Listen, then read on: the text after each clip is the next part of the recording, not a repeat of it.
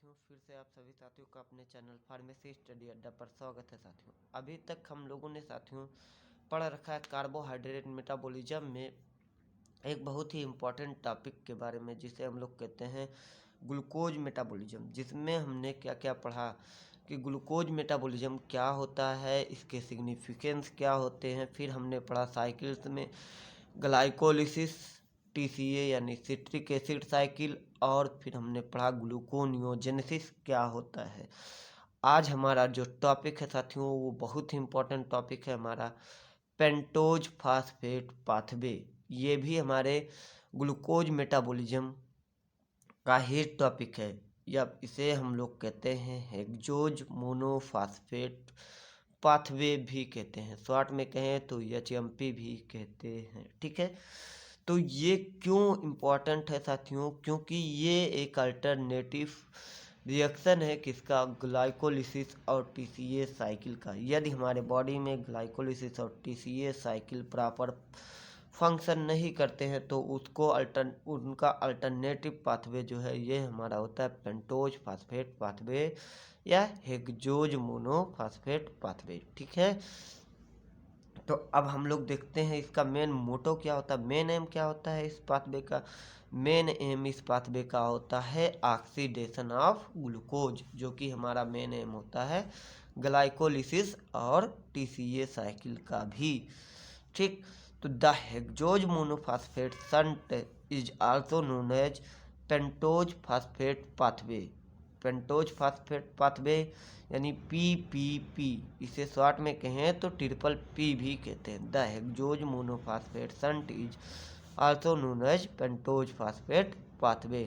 साथियों, यदि आप लोग हमारे चैनल फार्मेसी स्टडी अड्डा को सब्सक्राइब नहीं किया तो सब्सक्राइब करें, और हमारे डिस्क्रिप्शन बॉक्स में जा करके हमारे Telegram group diploma in pharmacy या फार्मेसी स्टडी अड्डा को ज्वाइन करें, ताकि आप लोग को नोटिफिकेशन मिलता रहे, और उसके साथ साथ आप लोगों को वहाँ पे PDF फॉर्म में हमारे नोट्स भी मिलेंगे। ठीक, HMP is an alternative pathway. HMP hexose monophosphate pathway जो है वो एक अल्टरनेटिव पाथवे है फार्माने के लिए ग्लूकोज ग्लूकोज ऑक्सीडेशन के लिए एक अल्टरनेटिव पाथवे है। It is an multi step process. अब ये भी क्या है, कह रहा है कि यह एक मल्टी स्टेप प्रोसेस है, यानी कोई सिंगल स्टेप का प्रक्रिया नहीं है ये। द एंजाइम्स ऑफ HMP, जो एंजाइम है HMP के shunt are located in cytosol. जो एंजाइम HMP हेक्सोज मोनोफास्फेट में पार्टिसिपेट लेते हैं यानी पार्टिसिपेट होते हैं, वो कहाँ पाए जाते हैं? वो हमारे सेल के साइटोसॉल में पाए जाते हैं। तो साथियों, साइटोसॉल तो आप लोग जान ही रहे होंगे कि साइटोप्लाज्म को ही हम लोग क्या कहते हैं? साइटोसॉल कहते हैं। व्हिच रिक्वायर NADPH, और ये एंजाइम तभी एक्टिवेट होते हैं जब इन्हें NADPH मिलता है। It occurs actively in tissue specialised in relative synthesis of fatty acid. ये क्या है? रिडक्टिव सिंथेसिस वाले ऐसे सेल में ये सब प्रक्रिया होती है जो कि रिडक्टिव इन नेचर होते हैं। ठीक है, जैसे फैटी एसिड या स्टेरॉइड्स वगैरह को क्या करते हैं? ये फॉर्म करते हैं। ठीक है, ऑक्सीडाइज करके ग्लूकोज को। Example of these tissues are, इन टिश्यू के जो एग्जाम्पल हैं वो है liver, thyroid, testis, adipose tissue, mammary glands भी होते हैं। ठीक, इत्यादि ये सब चीज़ें होती हैं हमारे। ये सब टिश्यू किसके एग्जाम्पल हैं? ऐसे टिश्यू के जहाँ पे हमारा HMP पाथवे परफॉर्म होता है। अब साथियों, यहाँ से हमारा मेन टॉपिक चालू होता है कि द HMP पाथवे है 2 फेज। क्या है कि जो HMP पाथवे है साथियों, हमारा हेक्सोज मोनोफास्फेट पाथवे, उसके 2 फेज होते हैं। कौन कौन? एक ऑक्सीडेटिव फेज होता है। क्या होता है ऑक्सीडेटिव फेज? इसमें क्या होता है, ऑक्सीडेटिव फेज में ग्लूकोज 6 फास्फेट से हमारा क्या बनता है? रिबुलोज 5 फास्फेट, जिसमें से एक CO2 निकल जाता है, क्योंकि हमारा ग्लूकोज 6 फास्फेट जो है साथियों वो 6 कार्बन कंपाउंड है, जबकि रिबुलोज 5 फास्फेट जो है हमारा वो एक 5 कार्बन कीटो कंपाउंड है, ठीक है। अब इसके लिए क्या क्या प्रक्रियाएं होती हैं ऑक्सीडेटिव फेज में और नॉन ऑक्सीडेटिव फेज में, उसको हम लोग देखते हैं। तो oxidative phase, when the glucose 6 phosphate oxidised into ribulose 5 phosphate. जब क्या होता है, ग्लूकोज 6 फास्फेट जो कि 6 कार्बन कंपाउंड है, वो ऑक्सीडाइज्ड होता है किसमें, रिबुलोज 5 फास्फेट में, जो कि 5 कार्बन कंपाउंड है। तो ये क्या प्रोड्यूस करता है, दो NADPH मॉलिक्यूल प्रोड्यूस करता है, जैसा कि मैं आगे साइकिल में आप लोगों को क्लियरली बताऊंगा, दिखाऊंगा भी। This process completed into following step. ये प्रक्रिया जो है हमारा ऑक्सीडेटिव फेज, ये कंप्लीट होता है फॉलोइंग स्टेप्स में। तो उससे पहले हम लोग एक बार साइकिल को सरसरी नज़रों से देख लेते हैं, ताकि आगे के प्रक्रियाएं हमें समझ में आए, ठीक है। तो अब हम लोग देखेंगे साइकिल। देखिए साथियों, ये जो साइकिल आपको दिख रहा है, ये हमारा क्या है, HMP पाथवे का साइकिल है। HMP यानी हेक्सोज मोनोफॉस्फेट पाथवे का। तो हमने पहला फेज बताया था कि इसमें ऑक्सीडेटिव फेज होता है। तो ये हमारा देखिए, जो सबस्ट्रेट होता है HMP पाथवे का, वो हमारा होता है ग्लूकोज 6 फास्फेट, जो बनता है ग्लूकोज से इन प्रेजेंस ऑफ एंजाइम हेक्सोकाइनेज या ग्लूकोकाइनेज एंजाइम की उपस्थिति में, ठीक है। अब ये जो हमारा ग्लूकोज 6 फास्फेट है साथियों, ये एक 6 कार्बन कंपाउंड है, ये 6 कार्बन कंपाउंड है। अब क्या होता है कि ये जो ग्लूकोज 6 फास्फेट है, वो कन्वर्ट होता है 6 फास्फोग्लूकोनोलेक्टोन में, 6 फास्फोग्लूकोनोलेक्टोन में, ठीक है। 6 फास्फोग्लूकोनोलेक्टोन में किसके प्रेजेंस में, इन the presence of enzyme glucose 6 phosphate dehydrogenase. किस एंजाइम की उपस्थिति में होता है साथियों, वो एंजाइम हमारा होता है ग्लूकोज 6 फास्फेट डिहाइड्रोजिनेज एंजाइम की उपस्थिति में, जहाँ पे एक NADP प्लस मॉलिक्यूल जो है वो कन्वर्ट होता है NADPH प्लस H प्लस। अब क्या होता है इसमें, देखिए आप लोगों को पता लग रहा होगा कि जो एंजाइम है वो हमारा डिहाइड्रोजिनेज है। डिहाइड्रोजिनेज का मतलब होता है साथियों रिमूवल ऑफ हाइड्रोजन, यानी जो डिहाइड्रोजिनेज एंजाइम होते हैं, ऐसे एंजाइम होते हैं जो हमारे सबस्ट्रेट मॉलिक्यूल से क्या करते हैं, 2 हाइड्रोजन के मॉलिक्यूल को रिलीज कराते हैं। देखिए यहाँ पे NADP प्लस जो है वो क्या है, ऑक्सीडाइज्ड फॉर्म में है, क्योंकि इसमें कोई हाइड्रोजन का एडिशन नहीं हुआ। लेकिन जब ये हमारे सबस्ट्रेट से बाइंड करता है, यानी ग्लूकोज 6 फास्फेट डिहाइड्रोजनेज एंजाइम की उपस्थिति में, तो इसका क्या होता है, रिडक्शन, और अब ये रिड्यूस्ड फॉर्म में हो गया NADPH H प्लस में, ठीक। इस प्रकार से हमारा अब क्या बन गया, 6 फास्फोग्लूकोनोलेक्टोन। अब क्या होता है साथियों, इसमें एक वाटर मॉलिक्यूल ऐड होता है, एक वाटर मॉलिक्यूल जो है हमारे 6 फास्फोग्लूकोनोलेक्टोन में ऐड होता है और कन्वर्ट हो जाता है 6 फास्फोग्लूकोनेट में, 6 फास्फोग्लूकोनेट में। कौन से एंजाइम की उपस्थिति में ये सब होता है साथियों, वो होता है ग्लूकोनोलेक्टोन हाइड्रोलेज, ग्लूकोनोलेक्टोन हाइड्रोलेज। यहाँ पे आप देख रहे होंगे एंजाइम हाइड्रोलेज है। हाइड्रोलेज एंजाइम का काम होता है साथियों addition of water molecule into the substrate. अब देखिए हमारा जो 6 फास्फोग्लूकोनेट है वो कन्वर्ट हो जाता है 3 कीटो 6 फास्फोग्लूकोनेट में, किसके प्रेजेंस में, वो होता है 6 फास्फोग्लूकोनेट डिहाइड्रोजिनेज, 6 फास्फोग्लूकोनेट डिहाइड्रोजिनेज एंजाइम की उपस्थिति में हमारा जो साथियों 6 फास्फोग्लूकोनेट है वो कन्वर्ट होता है 3 कीटो 6 फास्फोग्लूकोनेट में। अब इसमें भी क्या होता है कि NADP मॉलिक्यूल जो है NADPH प्लस H प्लस में कन्वर्ट होता है, क्योंकि यहाँ डिहाइड्रोजिनेज है, तो यहाँ से हमारे 6 फास्फोग्लूकोनेट से 2 हाइड्रोजन के मॉलिक्यूल निकल जाते हैं और ये हमारा जो है एल्डो फॉर्म में होता है। अब ये जो हमारा कन्वर्ट हुआ फॉर्म वो 3 कीटो फास्फोग्लूकोनेट हो गया, यानी ये कीटोन के फॉर्म में हो गया।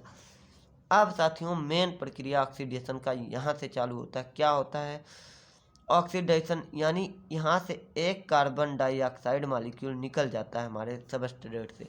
ये जो कंपाउंड था ये हमारा 6 कार्बन था। अब यहाँ से जब एक CO2 मॉलिक्यूल निकलता है साथियों, तो अब जो हमारा कंपाउंड बनता है रिबुलोज 5 फास्फेट, ये हमारा 5 कार्बन कंपाउंड होता है। ये हमारा क्या है 5 कार्बन कंपाउंड होता है, जो कि हमारा कीटो फॉर्म में है, कीटो फॉर्म में। इसीलिए हम लोग इसे रिबुलोज क्या कहते हैं 5 फास्फेट। अब यहाँ पे आकर के हमारा फर्स्ट फेज जो है साथियों वो कंप्लीट होता है, जिसे हम लोग कहते हैं ऑक्सीडेशन फेज। ये अभी तक जो हम लोगों ने देखा ये हमारा ऑक्सीडेशन फेज था। अब हमारा दूसरा फेज चालू होता है साथियों। कौन सा फेज हमारा होता है, वो नॉन ऑक्सीडाइज्ड फेज होता है। अब इसमें क्या होता है साथियों, सबसे पहले तो हमारा रिबुलोज 5 फास्फेट जो है वो कन्वर्ट हो जाता है हमारा जाइलोज 5 फास्फेट में। किस एंजाइम की उपस्थिति? हाँ तो साथियों जो हमारा रिबुलोज 5 फास्फेट है वो कन्वर्ट होता है हमारा जाइलुलोज 5 फास्फेट में। कौन से एंजाइम की उपस्थिति में, वो हमने नहीं लिखा था तो लिख लेता हूँ। रिबुलोज 5 फास्फेट 3 5 फास्फेट 3 इपीमेरेज के प्रेजेंस में, ठीक है। ये हमारे एंजाइम की उपस्थिति में हमारा जो रिबुलोज 5 फास्फेट है साथियों वो कन्वर्ट हो जाता है हमारे जाइलुलोज 5 फास्फेट में। और फिर इसी के साथ जो हमारा रिबुलोज है जो कीटो फॉर्म में है साथियों वो कन्वर्ट होता है हमारे एल्डो फॉर्म में, जिसे हम लोग कहते हैं राइबोज 5 फास्फेट में। इसके बीच में एक इंटरमीडिएट फॉर्म भी बनता है जिसे इन डाइऑल फॉर्म कहते हैं। इन डाइऑल फॉर्म कहते हैं। इन का मतलब होता है साथियों डबल बॉन्ड, 2 कार्बन के बीच में हमारा डबल बॉन्ड होता है और 2 OH भी लग जाते हैं, तो इसीलिए इसे हम लोग इन डाइऑल कहते हैं। इन मतलब होता है डबल बॉन्ड और डाइऑल का मतलब हुआ 2 हाइड्रोक्सिल ग्रुप, ठीक है। अब ये किस एंजाइम की उपस्थिति में कन्वर्ट होता है रिबुलोज 5 फास्फेट, किसमें, राइबोज फास्फेट में। वो होता है ribose 5 phosphate keto isomerase enzyme की उपस्थिति में। अब क्या होता है साथियों, हमारा जाइलुलोज फास्फेट जो है 5 फास्फेट से हमारा सीडोहेप्टुलोज 7 फास्फेट जो कि 7 कार्बन कंपाउंड है ये बनता है, और हमारा ग्लिसरॉल्डिहाइड 3 फास्फेट भी बनता है। कब बनता है साथियों, जब हमारे जाइलुलोज से 2 कार्बन मॉइटीज हमारे राइबोज 5 फास्फेट के साथ कंबाइन होते हैं। किस एंजाइम की उपस्थिति में, वो भी हमारे ट्रांसकीटोलेज एंजाइम की उपस्थिति में, तो हमारा बनता है कंपाउंड सीडोहेप्टुलोज जो कि हमारा 7th कार्बन कंपाउंड है। और जो एक और इंटरमीडिएट बनता है जिसे हम लोग कहते हैं ग्लिसरॉल्डिहाइड 3 फास्फेट।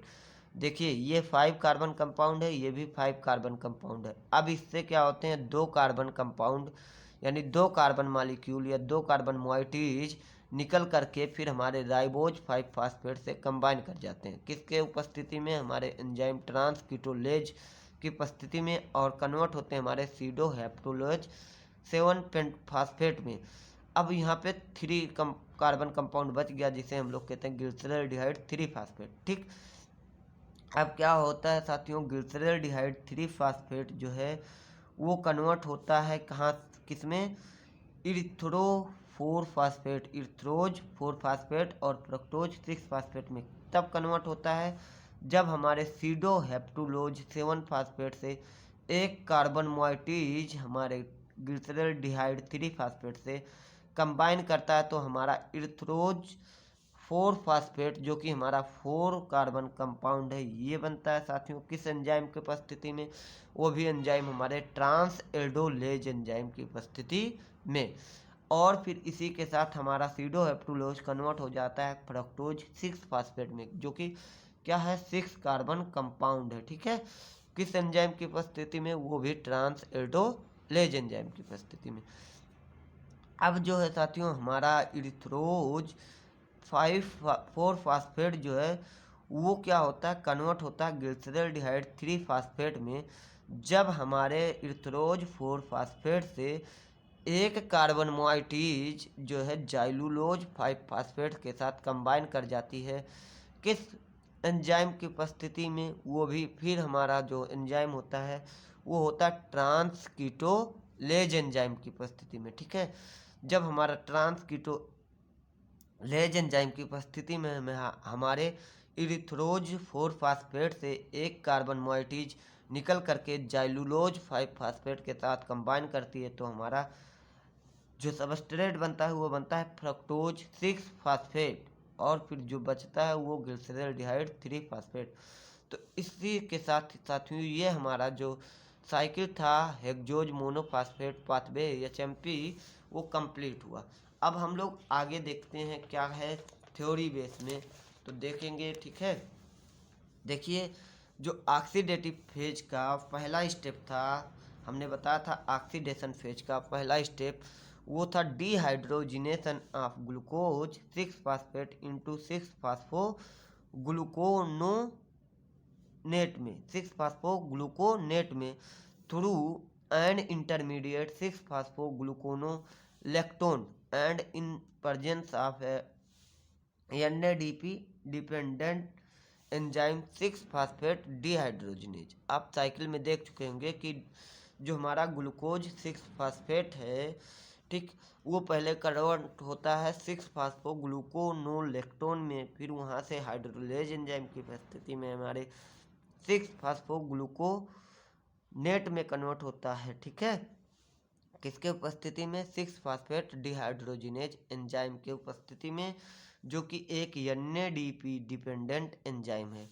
अब फिर हमारा 6 फास्फोग्लूकोनेट अंडरगोज डिहाइड्रोजिनेशन गिविंग 3 कीटो 6 फास्फोग्लूकोनेट, ठीक, डिहाइड्रोजिनेशन में जाता है जो कि हमारा देता है 3 कीटो 6 फास्फोग्लूकोनेट में इन the presence of NADP dependent enzyme जो होता है साथियों वो होता है हमारा 6 फास्फोग्लूकोनेट डिहाइड्रोजिनेज। ये आप लोग साइकिल में देख चुके हैं, तो ये मैं आप लोगों को थ्योरी लिखने के लिए दे रहा हूँ ताकि आप लोग एग्जाम में आसानी से लिख लें। नहीं तो मैंने सब कुछ समझा दिया उस साइकिल में, आपको समझ में आ गया हो, लेकिन लिखने के लिए कैसे लिखेंगे इसके लिए मैं आप लोगों को ये बता रहा हूँ थ्योरी में।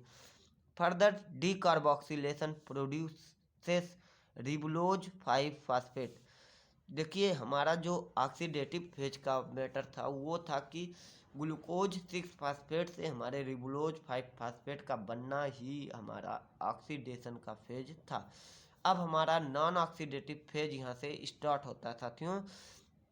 The non oxidative phase involve steps, क्या है, फॉलोइंग स्टेप। कौन कौन से स्टेप, पहला होता है इपीमराइजेशन होता है। इपीमराइजेशन का मतलब होता है कि हमारे जो रिबुलोज 5 फास्फेट हैं उसका कन्वर्ट हो जाना इपीमरेज एंजाइम की उपस्थिति में, किसमें, जाइलुलोज 5 फास्फेट में in presence of enzyme ribulose 5 phosphate ribulose 5 phosphate 3 epimerase enzyme की उपस्थिति में जो हमारा रिबुलोज 5 फास्फेट होता है वो क्या हो जाता है, इपीमराइज हो जाता है इनटू जाइलुलोज 5 फास्फेट में। ठीक, दूसरा है ribulose 5 phosphate is converted into ribose 5 phosphate. अब रिबुलोज 5 फास्फेट जो हमारा है वो कीटो कंपाउंड है। ठीक है, एक कीटो पेंटो कंपाउंड है। कीटो मतलब कीटोन फॉर्म में, और पेंटो मतलब 5 कार्बन कंपाउंड होता है जो कि कन्वर्ट होता है राइबोज 5 फास्फेट में, जो कि एक एल्डो पेंटो कंपाउंड है। एल्डो पेंटो कंपाउंड का मतलब हुआ कि ये कंपाउंड जो है एल्डोज फॉर्म में है और इसमें 5 कार्बन मॉलिक्यूल इन्वॉल्व हैं। ठीक, in presence of enzyme ribose 5 phosphate keto isomerase, किस एंजाइम की उपस्थिति में ये प्रक्रिया होती है वो हमने बताया है, फिर भी देखते हैं कैसे लिखना है।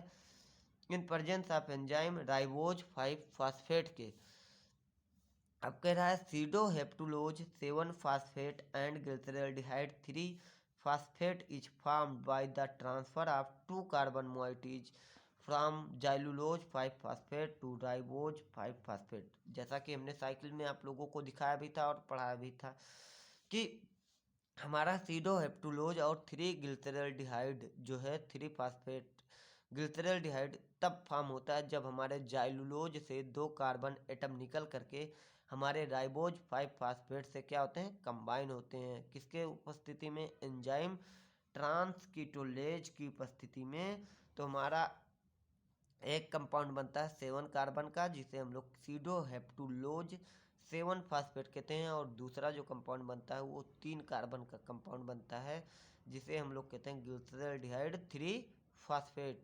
ठीक। Formation of fructose six phosphate and इर्थ्रोज 4-फॉस्फेट, यानी 4 कार्बन कंपाउंड जो है हमारा इर्थ्रोज 4-फॉस्फेट है by the transfer of 3 carbon moieties from sedoheptulose seven phosphate से। ठीक है। क्या होता है जब हमारे सीडोहेप्टुलोज से साथियों वो 3 कार्बन कंपाउंड क्या होते हैं, ट्रांसफर होते हैं टू द ग्लिसरॉल्डिहाइड 3-फॉस्फेट में, तो ये एक फ्रक्टोज 6-फॉस्फेट बनता है हमारा फ्रक्टोज 6-फॉस्फेट, जो कि हमारा क्या है 6 कार्बन कंपाउंड है, और इसी के साथ हमारा बनता है इर्थ्रोज 4-फॉस्फेट। ठीक। Formation of fructose six phosphate and glyceraldehyde three phosphate by the transfer of 2 carbon atom units from xylulose five phosphate to erythrose four phosphate in the presence of transketolase enzyme की उपस्थिति में। फिर साथियों हमारे फ्रक्टोज 6-फॉस्फेट और ग्लिसरॉल्डिहाइड 3-फॉस्फेट का फॉर्मेशन तब होता है जब हमारे 2 कार्बन एटम यूनिट्स जो है वो जाइलुलोज 5-फॉस्फेट से ट्रांसफर होते हैं इर्थ्रोज 4-फॉस्फेट में, तो हमारा फ्रक्टोज 6-फॉस्फेट बनता है और ग्लिसरॉल्डिहाइड 3-फॉस्फेट बनता है। किसके प्रेजेंस में कौन सी एंजाइम होती है साथियों, वो एंजाइम होता है हमारा ट्रांसकीटोलेज एंजाइम। अब देखते हैं सिग्निफिकेंस क्या है एचएमपी पाथवे का। साथियों एचएमपी पाथवे का सिग्निफिकेंस देखते हैं। NADPH is required by most organ for biosynthesis of various compound. देखिए साथियों एचएमपी जो है वो हमारा हेक्सोज मोनोफॉस्फेट पाथवे से हमें NADPH मॉलिक्यूल प्राप्त होते हैं, जो कि क्योंकि NADPH मॉलिक्यूल हमारे बहुत सारे टिश्यूज या ऑर्गन में रिक्वायर होते हैं किसके लिए। ठीक। तो बहुत सारे कंपाउंड ऐसे होते हैं फैटी एसिड, जैसे फैटी एसिड सिंथेसिस के लिए हमारे लीवर में NADPH की रिक्वायरमेंट होती है। ठीक। दूसरा देखते हैं RBC के केस में जो हमारा ग्लूटाथियोन होता है वो ऑक्सीडाइज्ड फॉर्म में होता है, जिसको कन्वर्ट करने के लिए इनटू रिड्यूस्ड ग्लूटाथियोन में हमारा NADPH रिक्वायर्ड होता है। किसके उपस्थिति में ये कन्वर्ट होता है, जो हमारा ऑक्सीडाइज्ड ग्लूटाथियोन है हमारे RBC में, वो एंजाइम ग्लूटाथियोन रिडक्टेज के प्रेजेंस में साथियों कन्वर्ट होता है रिड्यूस्ड ग्लूटाथियोन में। क्योंकि ये रिड्यूस्ड ग्लूटाथियोन जो होता है वो रिक्वायर्ड होता है किसके लिए, रिक्वायर्ड होता है ग्लूटाथियोन पर ऑक्सीडेज के लिए, ताकि जो ग्लूटाथियोन पर ऑक्सीडेज है वो अपना फंक्शन शो कर सके और हमारे जो पेरोक्साइड है हाइड्रोजन पेरोक्साइड को रिलीज कर सके हमारे बॉडी से, ताकि जो हमारा मेथ हीमोग्लोबिन है साथियों, मेथ हीमोग्लोबिन ये इनएक्टिव फॉर्म होता है हमारे हीमोग्लोबिन का, वो कन्वर्ट हो जाए नॉर्मल हीमोग्लोबिन में। ठीक है। इसके लिए जो हमारा एंजाइम होता है वो रिड्यूज ग्लूटाथियोन को क्या करता है, वो यूज करता है ग्लूटाथियोन पेरोक्सीडेज जो एंजाइम है हमारा वो रिड्यूस्ड ग्लूटाथियोन को क्या करता है, यूज करता है। सुपर ऑक्साइड फॉर्मेशन इन न्यूट्रोफिल्स ड्यूरिंग फैगोसाइटोसिस के दौरान क्या होता है, जो हमारा WBC होता है वो फैगोसाइटोसिस के दौरान क्या होता है NADPH की रिक्वायरमेंट रखता है, ताकि सुपर ऑक्साइड को वो बना सके।